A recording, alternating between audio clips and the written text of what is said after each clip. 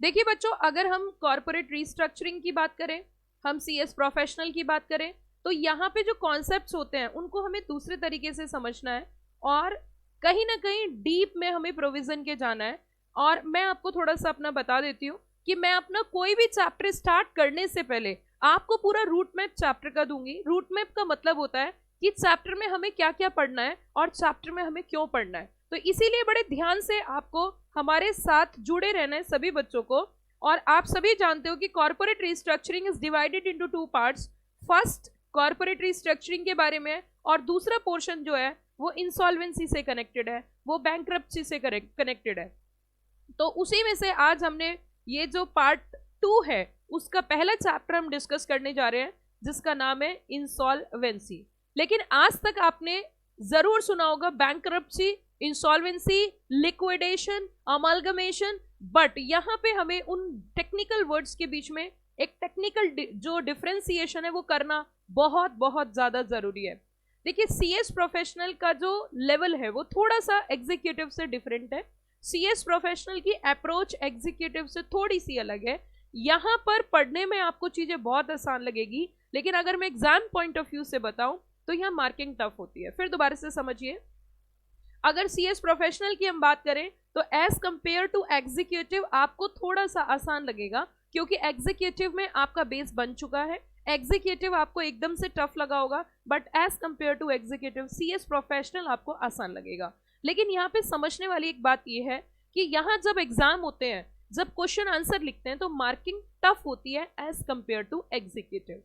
तो हमें यहाँ पे वही चीजें कंसिडर करनी है। सबसे पहली बात तो सीएस प्रोफेशनल में हम कुछ भी छोड़ नहीं सकते।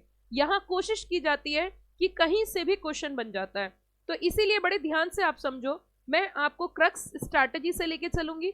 जैसे कि आप जानते हो कि जब एग्जाम्स होते हैं तो एग्जाम में बीच में गैप नहीं हो, तो सीएस प्रोफेशनल का बच्चा बहुत मैच्योर होता है, वो ऑलरेडी उस चीज को फेस करके आता है। लेकिन जब एग्जाम के टाइम पे हमारे पास कुछ ऐसे नोट्स, कुछ ऐसी टेक्निक्स होती हैं जिससे हम एक चैप्टर को 8, 10, 15 मिनट में रिवाइज कर ले, बस यही सारा गेम है, यही सारी स्ट्रैटेजी है सीएस बनने की। अगर आपने इनिशियल स्टेज से ही इस तरीके से प्रिपरेशन करी कि एग्जाम टाइम पे आपके पास स्पेसिफाइड कंटेंट है, नोट्स हैं, क्रक्स है, आपको पता है आपको कहां से पढ़ना है, और ऑलरेडी उस कंटेंट से आप 1 या 2 बार पढ़ चुके हो, तो लास्ट मोमेंट पे एग्जाम के टाइम पे आपको किसी तरीके की कोई दिक्कत नहीं होती। आपके माइंड में क्लियर डायरेक्शन होती है कि मुझे कहां से रिवीजन करना है। So that's why I am saying कि यहाँ पे जो है आपको जो पढ़ना है वो पहले दिन से ही एग्जाम की तैयारी करनी है। द एंटायर क्रक्स जो मैंने पूरा आपको बताया, वो क्रक्स ये है कि यहाँ जो पढ़ाई करनी है, यहाँ पर जो पढ़ना है, वो कुछ इस तरीके से पढ़ना है कि हमें एग्जाम के लिए तैयार होना है।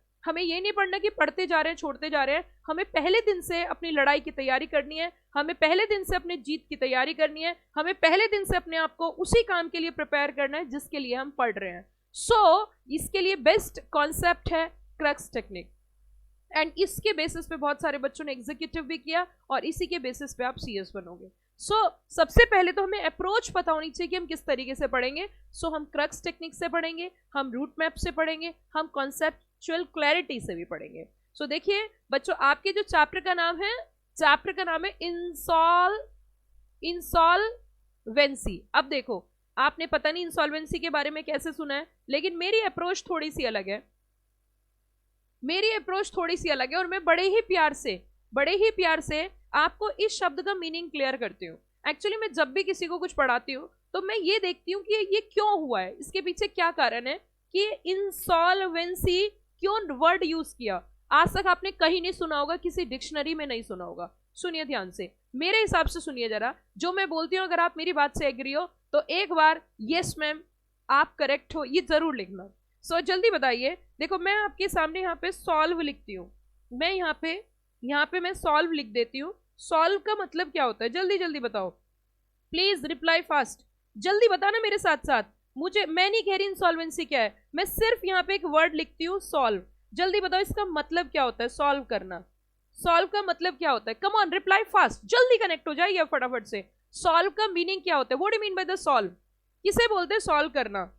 किसे बोलते हैं सॉल्व करना? सॉल्यूशन। लो जी, एक और एक्सटेंडेड वर्ड लिख देती हूँ, सॉल्यूशन। सॉल्यूशन, सॉल्यूशन, सॉल्यूशन का मतलब क्या होता है? जल्दी जल्दी रिप्लाई करके बताओ यार, तुम तो बोल भी नहीं रहे हो। रिप्लाई करो, what do mean by the solve, what do mean by the solution? क्या मतलब होता है सॉल्व का, क्या मतलब होता है सॉल्यूशन का? प्लीज रिप्लाई, जल्दी बताइए। सॉल्यूशन और सॉल्व का मीनिंग क्या होता है? किसे कहते हैं सॉल्व करना, किसे कहते हैं सॉल्यूशन? मतलब किसी प्रॉब्लम का नतीजा निकालना, यस और नो?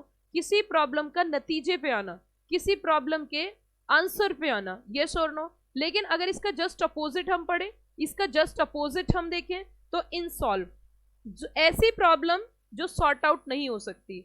इट मीन्स एक ऐसी प्रॉब्लम जो सॉर्ट आउट नहीं हो सकती, नो सॉल्यूशन, सॉर्ट आउट नहीं हो सकती, जिसका कोई सॉल्यूशन नहीं है, जिसका कोई सॉल्यूशन नहीं है, यस और नो? जल्दी बताइए। ऐसी प्रॉब्लम जो सॉल्व नहीं हो सकती, जिसका कोई सॉल्यूशन नहीं है, उसे क्या बोलते हैं? जल्दी, अब यार रिप्लाई क्यों नहीं आ रहे हैं तुम्हारे, जल्दी जल्दी बताइए। जिसका कोई सॉल्यूशन नहीं है उसे इंसॉल्व कह रहे हैं। अब देखिए ध्यान से, इंसॉल्व बहुत आराम से प्यार से समझो, बड़े प्यार से समझो, ज्यादा ज्यादा सोचने की जरूरत नहीं, बिल्कुल जीरो बेस से समझो। हमने कहा सॉल्व का मतलब क्या होता है कि सॉल्यूशन आना, नतीजा आना, यस और नो? और इंसॉल्व का मतलब क्या होता है? इंसॉल्व का मतलब एक ऐसी प्रॉब्लम, एक ऐसी प्रॉब्लम, एक ऐसी प्रॉब्लम जो सॉल्व नहीं हो सकती, एक ऐसी प्रॉब्लम जो सॉल्व नहीं हो सकती। जो प्रॉब्लम सॉल्व नहीं हो सकती, नॉट एबल टू सॉल्व, तो दैट इज इनसॉल्व। अगर आपको मेरी बात में दम लगा तो जल्दी से मुझे रिप्लाई करके बताइए, क्या ये बात है या नहीं है? इनसॉल्व, इनसॉल्व बीच में पड़ी है, जिसका कुछ हो नहीं सकता है, ऐसी स्थिति आ गई है इसका कोई तोड़ नहीं है, इसका कोई सॉल्यूशन नहीं है भाई, इनसॉल्व है। क्या बात है, क्या बात है, यहां से समझने होते हैं, ये दाव पेच समझने आपको, ये दाव पेच आपको समझने हैं। अब देखिए इधर जरा, इधर अब जरा इधर देखिए। The term insolvency notes the state one whose assets, जरा देखते हैं क्या कह रहा है। The term insolvency notes that one whose assets, जिसकी एसेट्स आर इनसफिशिएंट, क्या वर्ड यूज किया इन्होंने? Insufficient to pay his debts, और in general inability to pay his debts, or in general inability to pay its debts. The term insolvency is used in a restricted sense to express the inability, इनसे ही word use हो रहा है।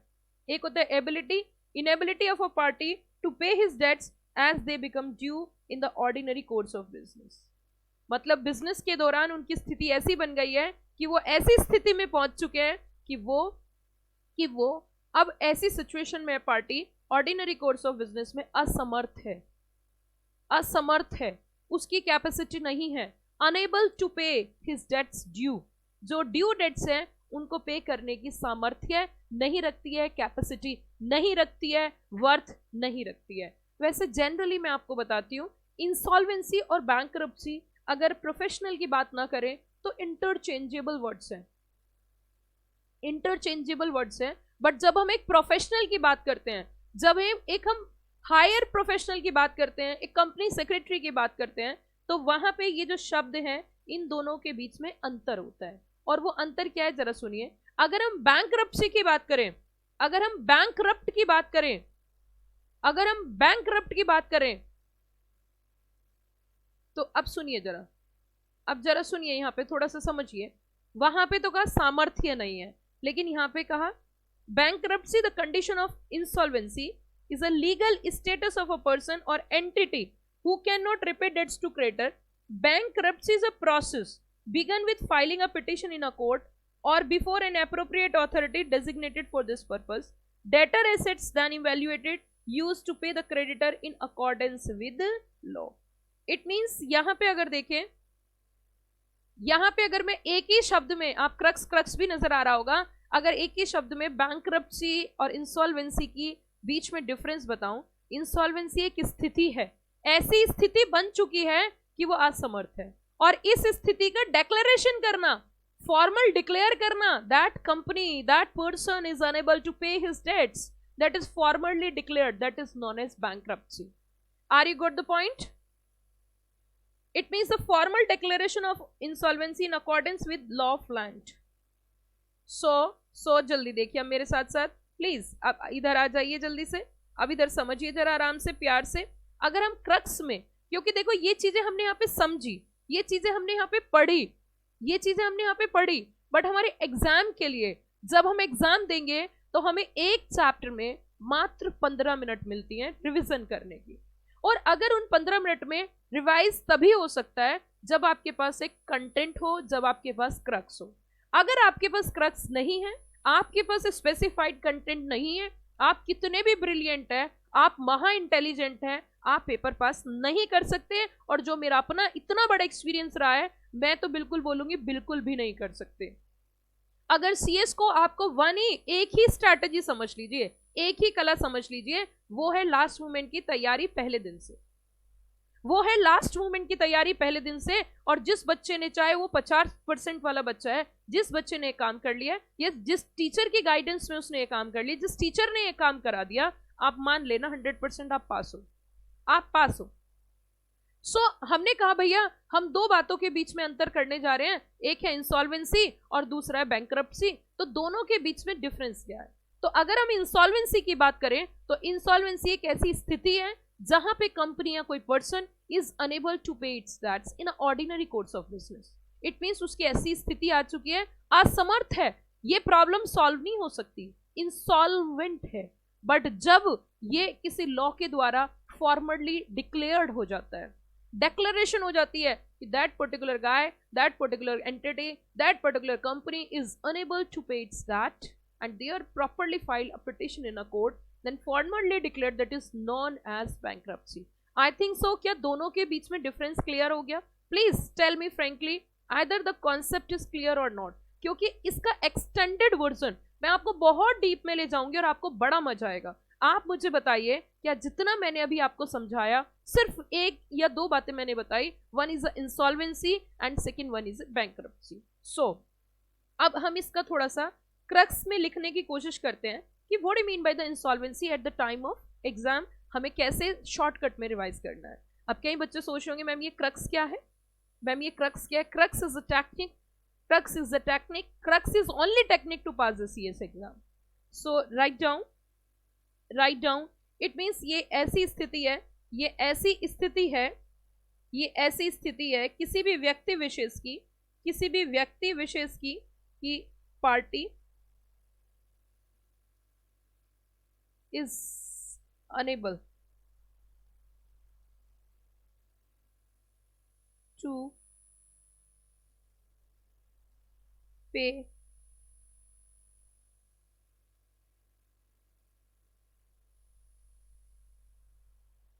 unable to pay his debts, और enable क्यों हुआ है?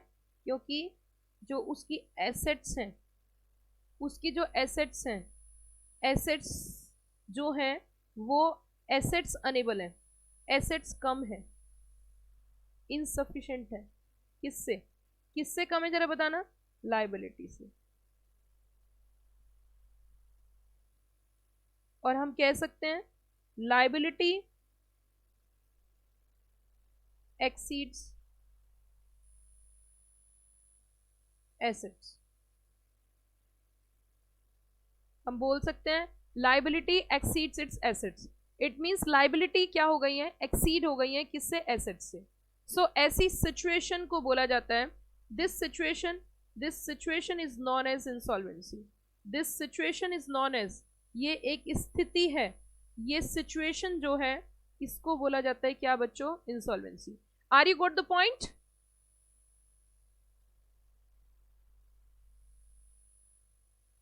Are you got the point? क्या ये क्लियर हो गया? Yes ma'am. चलिए अब थोड़ा सा हम बैंक्रप्सी पढ़ते हैं। अगर बैंक्रप्सी की बात करें,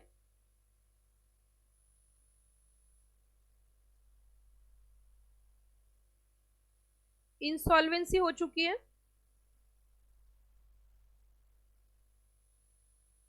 अब मैं देखो कितने ब्यूटीफुल आंसर देती हूँ। इंसॉल्वेंसी का एक्सटेंडेड वर्जन,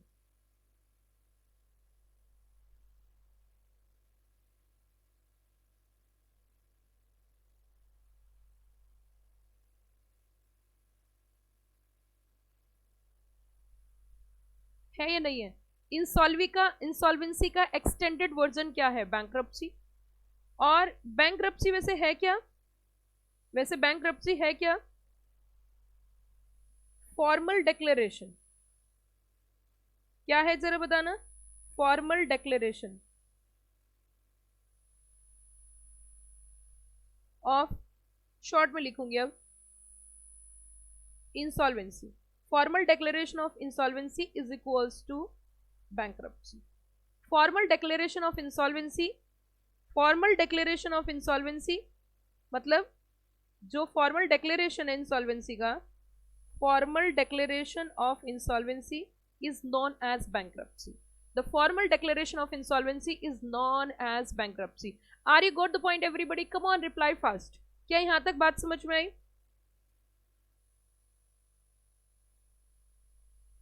अब सुनो, अगली बात सुनो, अगली बात सुनो। ये जो बैंक्रप्सी है, अच्छा इंसॉल्वेंसी एक स्थिति थी,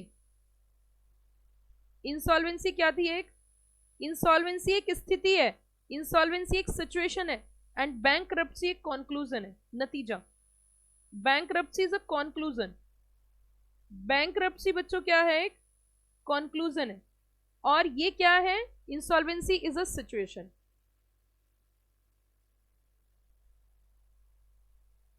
अब देखो इधर, अब थोड़ा सा आगे चलते हैं। आगे कहते हैं insolvency describe a situation where debtor unable to meet his obligation and bankruptcy occurs, the word is used here, occurs when court determines insolvency and give legal order for it to be resolved. Thus insolvency is a state and bankruptcy is a conclusion. Insolvency तो एक state है and bankruptcy क्या है? conclusion है.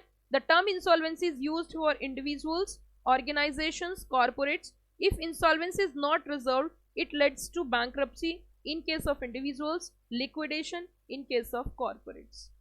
अब देखिए, अब यहाँ पे हम थोड़ा सा और डिटेल में समझते हैं। हमने कहा भैया इंसॉल्वेंसी है, हाँ जी है। अब इंसॉल्वेंसी की अगर हम बात करें, अगर इंसॉल्वेंसी, अगर ये प्रॉब्लम सॉल्व नहीं होती, अगर ये प्रॉब्लम सॉल्व हो गई, अगर ये प्रॉब्लम सॉल्व हो गई तो इट्स ओके है। लेकिन अगर ये प्रॉब्लम सॉल्व नहीं हुई, कौन सी वाली प्रॉब्लम सॉल्व नहीं हुई? कौन सी वाली problem? Unable to repay dates.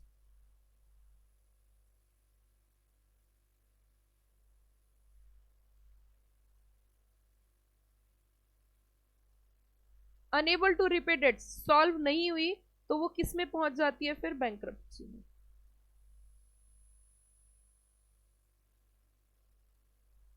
किस में पहुंच जाती है? बैंक्रप्सी में। Are you got the point?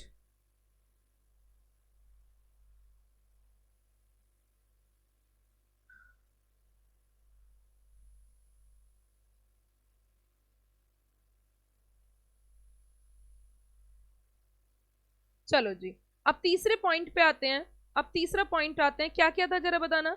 One is a insolvency, one is a insolvency, second one is a bankruptcy, and third one is a liquidation. Third one is a liquidation.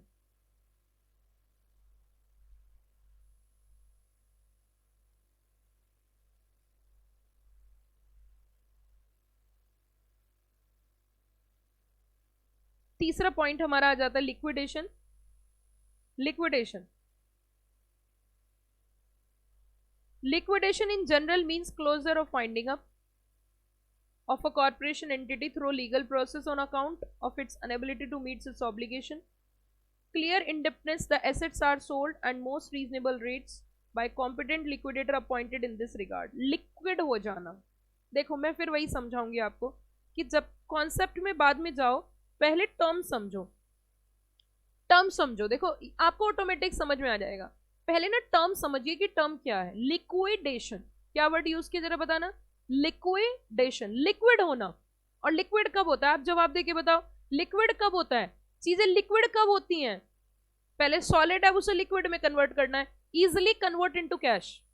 Liquid हो जाना, क्या हो जाना? Liquid, liquid form में आना। It means liquid में क्या होता है कि एसेट्स जो हैं, जो भी कंपनी की एसेट्स हैं, उनको कन्वर्ट किया जाता है, उनको सेल किया जाता है, उनको सेल करके कन्वर्ट किया जाता है बच्चों, किसमें किसमें कन्वर्ट किया जाता है जरा बताना। उनको कन्वर्ट किया जाता है मेरे प्यारे प्यारे बच्चों कैश में। उनको कन्वर्ट किया जाता है, एसेट्स को किसमें कन्वर्ट किया जाता है, कैश में। सेल करके उनको कन्वर्ट किया जाता है किसके अंदर जरा बताना, कैश में कन्वर्ट किया जाता है, कैश में कन्वर्ट करते हैं, तो that is known as liquidation. पता नहीं पढ़ाई को इतना टफ क्यों बना रखा है, अरे बहुत आसान है लिक्विडेशन। अगर कभी देखो, अगर आप चीजों को रटोगे तो आप ताउम्र रटते रहोगे, लेकिन अगर कॉन्सेप्ट की अंडरस्टैंडिंग समझोगे, चीजों को समझोगे ये क्यों है, ये कैसे है, ये किस तरीके से है, तो आपको बड़ा आसान लगेगा, आपको चीजें समझ में आएंगी, आप चीजों को समझ पाओगे, आपकी चीजों पे पकड़ बनेगी, आप चीजों को अंडरस्टैंड करोगे, आप अंदर उतारोगे उस सब्जेक्ट को जियोगे। पढ़ने के साथ साथ चीजों को जीना पड़ता है, और एक फाइननेस तभी आती है जब हम उसमें इंटरेस्ट लेते हैं। आपने बहुत बार सुना होगा liquidation liquidation liquidation liquidation liquidation, लेकिन लिक्विड का मतलब क्या होता है, पहले लिक्विड का मतलब समझो। लिक्विड का मतलब यहाँ पे ऐसी स्थिति होती है, लिक्विडेशन का मतलब यहाँ पे ये होता है, यहाँ पे लिक्विड का मतलब ये होता है कि लिक्विडेशन, लिक्विडेशन इट मींस जो हार्ड चीजें उन्हें कैश में कन्वर्ट कर रहे हैं, एसेट्स को कैश में कन्वर्ट कर रहे हैं। क्यों कैश में कन्वर्ट कर रहे हैं, करने का कारण क्या है, ताकि हम अपने जो डेट्स हैं उनको पे कर सकें। कंपनी बंद होने जा रही है, एसेट्स तभी तो लिक्विड में कन्वर्ट हो रही है। कंपनी एसेट्स क्यों खरीदती है, क्योंकि उसको कंपनी चलानी है, और उसे लिक्विड में क्यों कन्वर्ट करेगी, लिक्विड में वो इसलिए कन्वर्ट करेगी क्योंकि उसको अपनी लायबिलिटी पे करनी है। और जब एसेट सेल हो रही है, आप सीधी सीधी बात बताओ, एसेट्स कंपनी में कंपनी को चलाने के लिए ली जाती है, यस और नो। अब तुम एसेट्स को ही बेच रहे हो तो इट मींस कंपनी खत्म हो रही है, इट मींस कंपनी क्या हो रही है, company over and out, company finish होने जा रही है, कंपनी खत्म होने जा रही है, यस और नो। सो कैश में क्यों कन्वर्ट किया जा रहा है, what is the reason, reason of liquid, reason क्या है इसके पीछे, इसके पीछे का रीजन एकदम साफ है, क्योंकि पे करने हैं, क्योंकि पे करने हैं क्या, डेब्ट्स, डेट्स पे करने हैं, डेब्ट्स पे करने हैं, डेट्स पे करने हैं।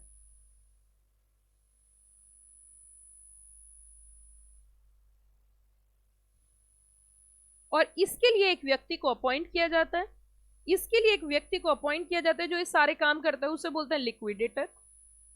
लिक्विडेटर क्या बोलते हैं उसे, लिक्विडेटर। अब चलिए, अब थोड़ा सा और डीप में चलेंगे, और अपने देश के अंदर जो चीजें चेंज हुई हैं, जो चीजें चेंज हुई हैं, देखो आपको ये जो नोट्स दिखाई दे रहे हैं, इसमें क्रक्स कहाँ कहाँ पर बनना है, किस तरीके से बनना है, कैसे किया जाएगा, वो सारी चीजें दे रखी हैं, वो सारे पॉइंट्स हैं। लेकिन धीरे धीरे धीरे धीरे धीरे धीरे स्टेप बाय स्टेप, पहले तो मैं चैप्टर का रूट मैप, अभी तो मैंने सिर्फ बेसिक टर्म्स क्लियर करे हैं, इंसॉल्वेंसी, बैंक्रप्सी, लिक्विडेशन। अब इनकी कहानी समझना, पूरी इनकी पूरी कहानी समझना, समझिए ध्यान से, ध्यान से समझिए। Historical development of insolvency laws in India, और मैंने अपने नोट्स में साफ साफ लिख रखा है कि ये सिर्फ आपको रीड करना है, ये सिर्फ रीड के पॉइंट ऑफ व्यू से और कुछ भी नहीं है। अब मैं यहाँ पे आपको डीप में ले जाना चाहूंगी, थोड़ा सा डीप में लेके चलती हूँ, और इतिहास में चलते हैं, थोड़ा सा कुछ चीजें मैं आपको कंसिडर करके बताती हूँ कि ऐसा क्यों हुआ और किस तरीके से हुआ। तो थोड़ा सा डीप में यहाँ पे चलेंगे, थोड़ी सी कहानी समझेंगे क्या है, बेस क्रिएट करेंगे प्रोफेशनल लेवल पे। तो देखो मैं आपको थोड़ा सा समझाती हूँ, थोड़ा सा बताती हूँ।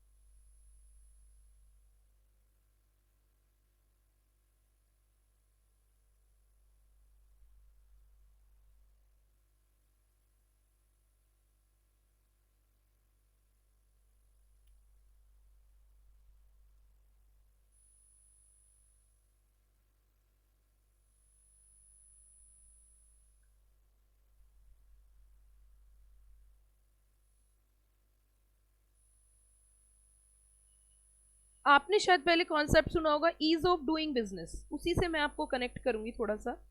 ईज ऑफ डूइंग बिजनेस, तो ईज ऑफ डूइंग बिजनेस से ही हम इन सब चीज़ों को समझेंगे, किस तरीके से यहाँ पे कॉन्सेप्ट्स आए हैं और किस तरीके से काम किया गया है। तो ईज ऑफ डूइंग बिजनेस से ही हम ये सारी चीज़ें समझेंगे। ईज ऑफ डूइंग बिजनेस,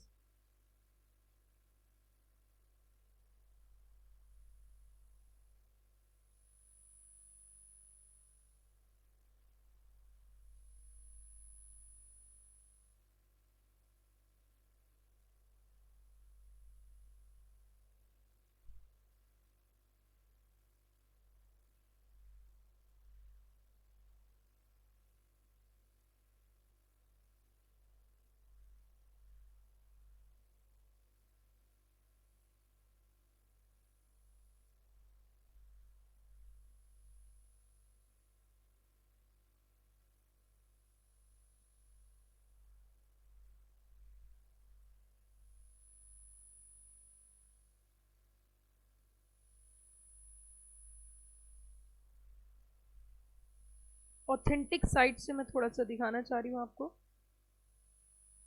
और ऑथेंटिक साइट खुल नहीं रही है।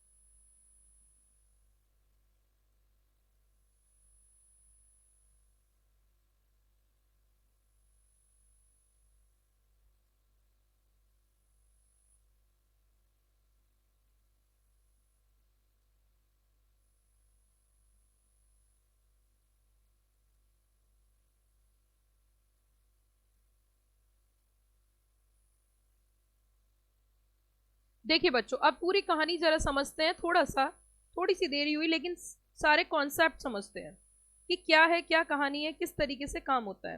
देखिए यहाँ पे एक ईज ऑफ डूइंग बिजनेस है। ईज ऑफ डूइंग बिजनेस, समझना जरा इसको। Ease of doing business, ease of doing business, और ये जो कॉन्सेप्ट मैं आपको बता रही हूँ इंटरनेशनल कॉन्सेप्ट है। ये कोई हिंदुस्तान का नहीं है, इंडिया का नहीं है, this is a international concept. ये इंटरनेशनल लेवल की चीजें हैं जो कि मैं आपको समझा रही हूँ, और वो क्या है जरा समझिए ध्यान से। एक्चुअली ये जो शब्द आप देख रहे हो ईज ऑफ डूइंग बिजनेस, ये क्या है? ये कहता है doing business in a easy form. समझिए जरा, doing business in a easy form, actually आप अपने बिजनेस को आसान करिए, आप अपने बिजनेस को इजी करिए।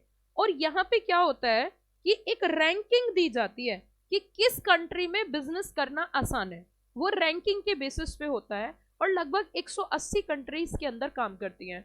और ये जो रैंकिंग देती है, ये देती है वर्ल्ड बैंक।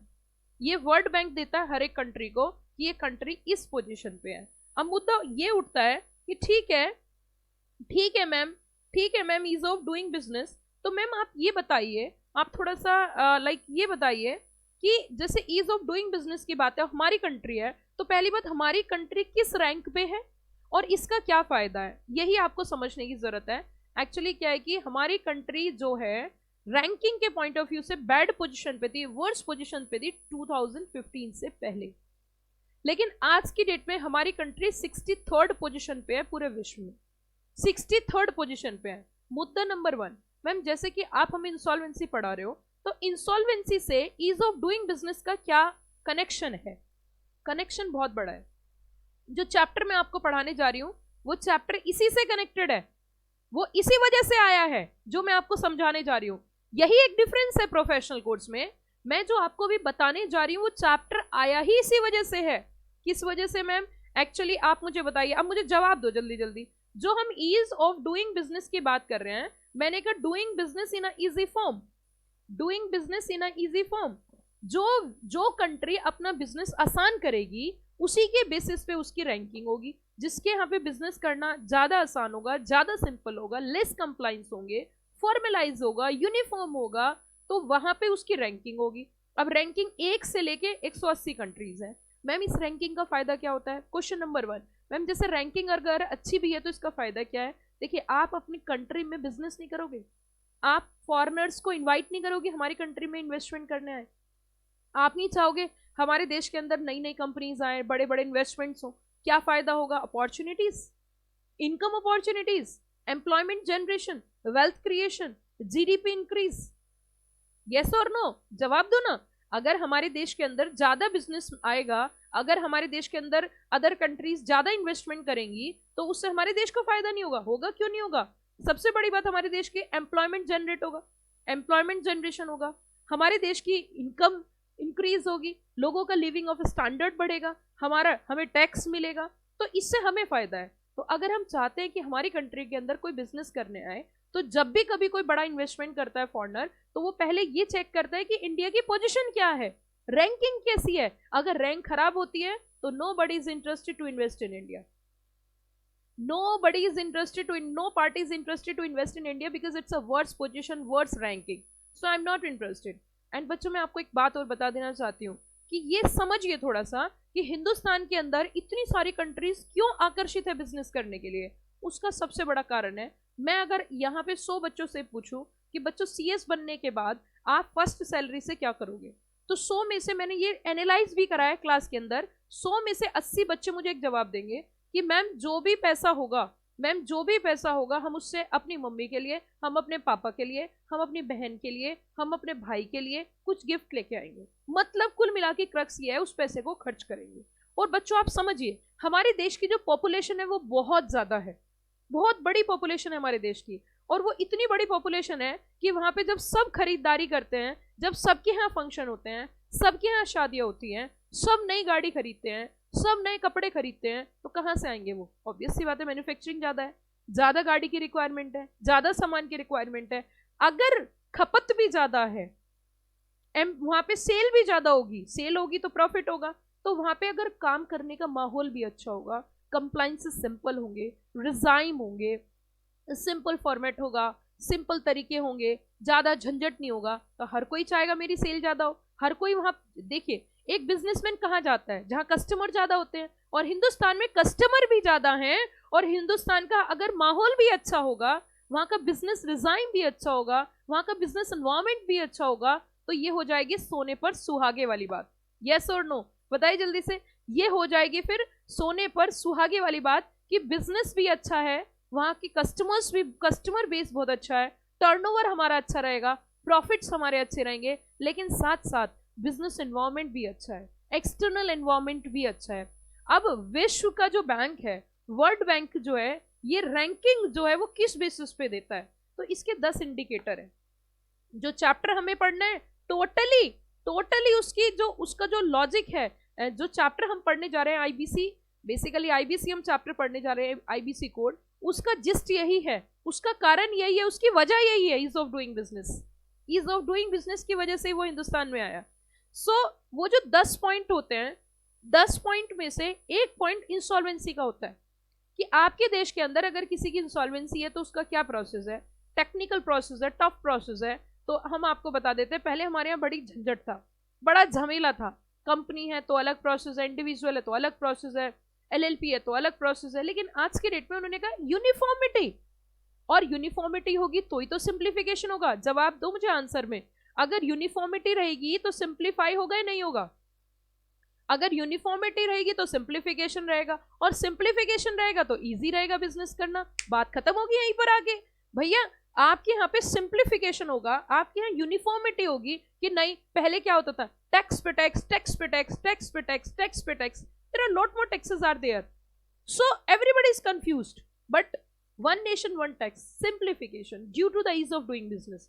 आपके देश के अंदर जो जीएसटी आया है उसका कारण भी ईज ऑफ डूइंग बिजनेस है, क्योंकि वो 10 इंडिकेटर होते हैं। अगर 10 इंडिकेटर में आपकी कंट्री अच्छा परफॉर्म कर रही है तो सिंपल सी बात है, आपके देश की तरक्की तय है, आपके देश की प्रोग्रेस तय है, आपके देश की उन्नति तय है, क्योंकि आपकी रैंकिंग अच्छी है।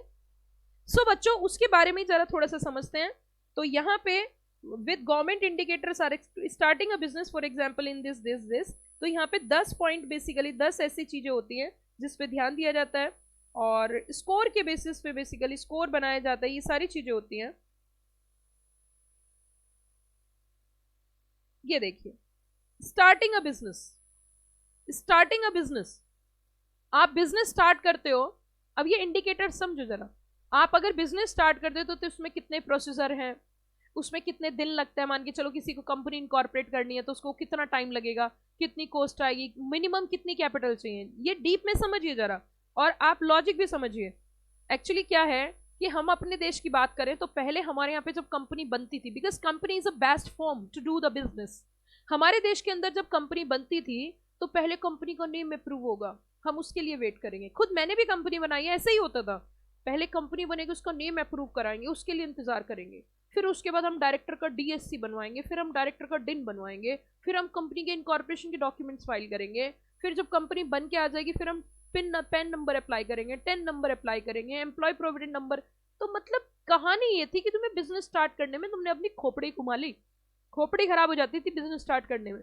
लेकिन तो रैंकिंग भी बैड थी, वर्स रैंकिंग थी, बट आज की डेट में हमारे देश ने भी उन्नति कर ली है, हमारे देश ने भी प्रोग्रेस कर ली है, हमारे यहाँ पे भी अब एक ही दिन में कंपनी बन के तैयार हो जाती है। ऐसी उन्नति पे हम पहुंच गए, इसीलिए हमारी रैंक जो है वो 100 की पोजीशन से उठ के 63rd पोजीशन पर आ गई है। आप देख लीजिए खुद अपने सिलेबस में। सो प्रोसीजर, न्यूजीलैंड न्यूजीलैंड न्यूजीलैंड अच्छी पोजीशन पे था। दूसरा dealing construction, getting electricity, getting credit, minority investors, paying taxes. उसी के साथ साथ थोड़ा सा और आगे बढ़ेंगे, ट्रेड अक्रॉस बॉर्डर्स। ये देखिए, ये है वो पॉइंट जिसकी वजह से मैं इतनी देर से आपके साथ एफर्ट्स लगा रही हूँ। ये है एक वो पॉइंट जिसकी वजह से मैं आपके साथ बहुत एफर्ट्स लगा रही हूँ, और वो है रिजॉल्विंग इंसॉल्वेंसी। वो है बच्चों रिजॉल्विंग इंसॉल्वेंसी। पढ़ाने को मैं आपको ऐसे इधर उधर से भी पढ़ा सकती हूँ, लेकिन एक बेस क्लियर करना, बेस क्लियर करना और जीरो से हीरो तक लेके जाना।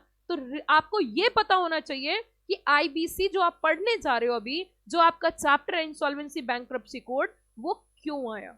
तो ये सारे कारण मैं आपको बता रही हूं कि ऐसा क्यों हुआ, इसके पीछे का क्या कारण था, ऐसी क्या वजह थी कि हमारे देश के अंदर आईबीसी आया। और इसके ऊपर हमारे जो अब हमारे बीच नहीं है, रिस्पेक्टेड अरुण जेटली जी, उन्होंने इसके ऊपर बहुत अच्छा काम किया, बहुत अच्छा वर्कआउट किया, उन्हीं की देन है आईबीसी कोड। बहुत इंटेलिजेंट पर्सन थे, एडवोकेट थे, एडवोकेट के साथ एक अच्छी समझ, एक अच्छी सूझबूझ वो व्यक्ति रखते थे, इसीलिए हमारे देश में उनको एक अच्छी रेस्पेक्ट मिली। हालांकि आज वो हमारे बीच नहीं है, लेकिन फिर भी हम उनको इस चीज का क्रेडिट जरूर देंगे। तो इंसॉल्वेंसी कोड जो है, जो हमारे देश में आया, इंसॉल्वेंसी एंड बैंक्रप्सी कोड, उसमें अच्छे एफर्ट्स रहे अरुण जेटली जी के, जो कि आज हमारे बीच में नहीं है। लेकिन हम ये समझना चाहेंगे कि इंसॉल्वेंसी जो है, इंसॉल्वेंसी कोड, हमारे देश ने इस पॉइंट में क्या काम किया।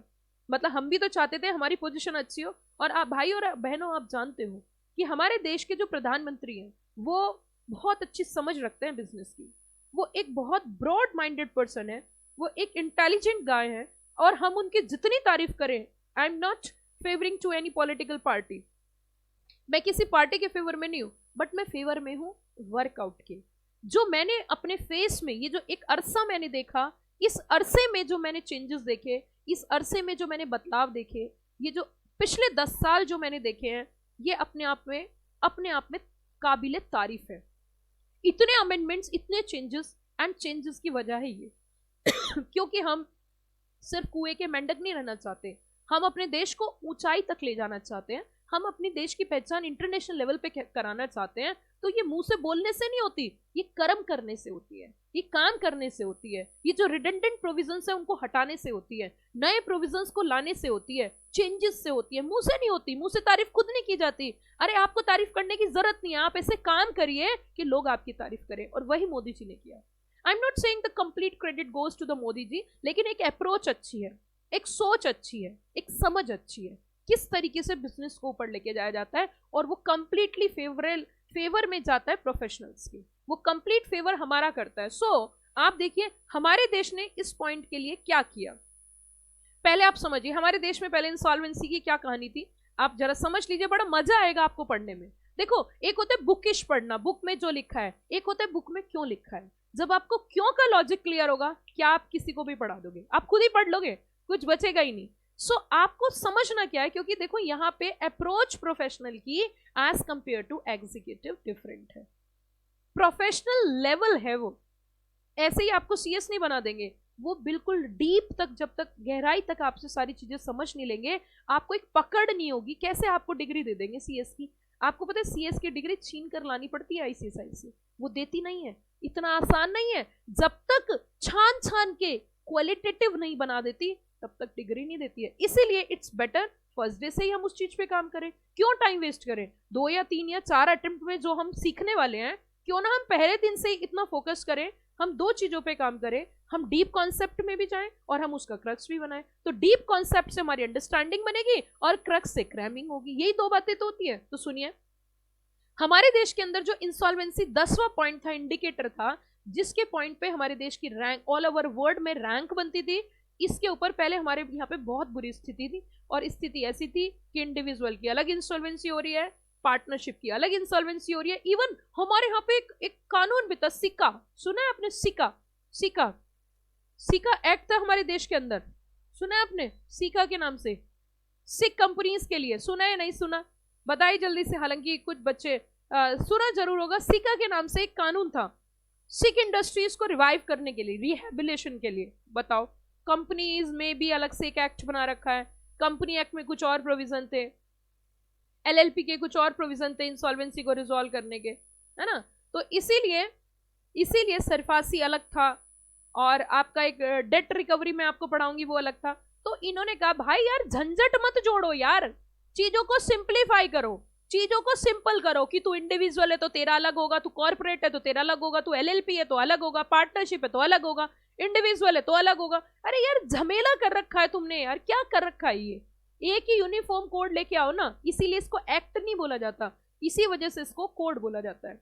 यूनिफॉर्मिटी लेके आइए, कुछ ऐसी चीजें लेके आइए जो यूनिफॉर्म हो, कुछ ऐसे पॉइंट्स लेके आइए जहां यूनिफॉर्मिटी रहे, सिंप्लीफाई लें, तभी तो होगा बिजनेस करना आसान, ईज ऑफ डूइंग बिजनेस।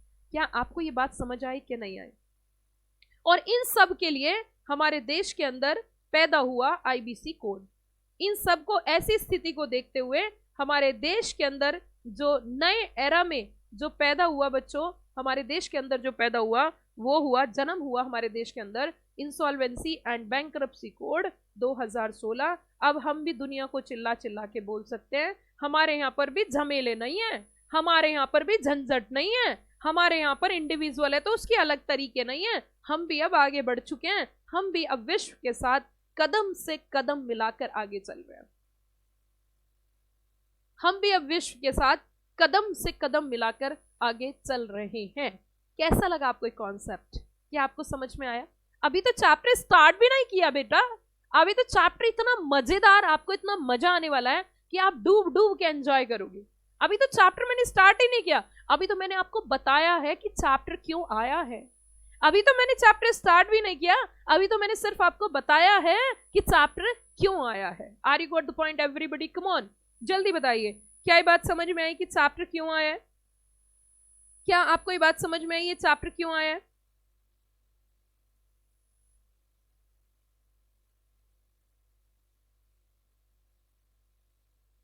क्या आपको ये बात समझ में आई ये चैप्टर क्यों आया है, इसका क्या लॉजिक है, क्यों पढ़ेंगे हम इसे, क्या कारण है, क्यों हमारे देश के अंदर ये कोड आया, और क्यों इसे एक्ट नहीं बोला जाता है? एक्ट इसे बोलते नहीं है, कोड यूनिफॉर्मिटी, कोडिफिकेशन जिसे बोलते हैं, कोडिफाई करना, क्या बोलते हैं जरा बताना, क्या वर्ड यूज किया मैंने, बताना जरा, कोडिफिकेशन करना। और देखो अब जो मैंने आपको सारी कहानी बताई है ना, need for a new law, read कर लेना, वही सब चीजें हैं। मैम सच में, अरे रीड कर लेना, आपको समझ आ जाएगा, आपको समझ आ जाएगा, रीड कर लेना। ये सारी चीजें जो लिखी हैं ये सब मैं टेक्निकली प्रैक्टिकल चीजों से कनेक्ट करती हूँ, क्योंकि जब आपके पास प्रैक्टिकल नॉलेज होती है तो आप फिर लॉ को अच्छे से रिलेट करते हो और बच्चों की एक अंडरस्टैंडिंग भी अच्छी बनती है। तो देखो, the objective of IBC is to consolidate, amend laws. एक वचन है बहुवचन है, बताओ लॉज एक वचन है बहुवचन? मैम बहुवचन है। इट मीन्स लॉज में बदलाव किया, रिलेटिंग टू, जो किससे कनेक्टेड थे, किससे कनेक्टेड थे, reorganisation, insolvency, resolution of corporate persons, partnership, firm, individuals, time bound manner. Timely resolution of insolvency and bankruptcy will not only encourage entrepreneurship but also improve ease of doing business, facilitate more investment leading to higher economic growth and development. Are you got the points? क्या ये बात समझ में आ गई बच्चों? कोई दिक्कत यहां तक? बताइए, क्या यहां तक कोई प्रॉब्लम? जितना मैंने अभी आपको बताया, क्या ये पॉइंट समझ में आ गया? बताइए जल्दी से, क्या ये पॉइंट समझ में आ गया? प्लीज रिप्लाई फास्ट, क्या ये पॉइंट समझ में आ गया? यहां तक समझ में आ गया। अब हम इसके बाद पढ़ेंगे रूट मैप ऑफ आईबीसी, और जब आप रूट मैप पढ़ लोगे तो उसके बाद चैप्टर में आपको पूरा इंटरेस्ट आएगा और चैप्टर आपको पूरा का पूरा समझ में आएगा। अब हम इसका रूट मैप पढ़ सकते हैं।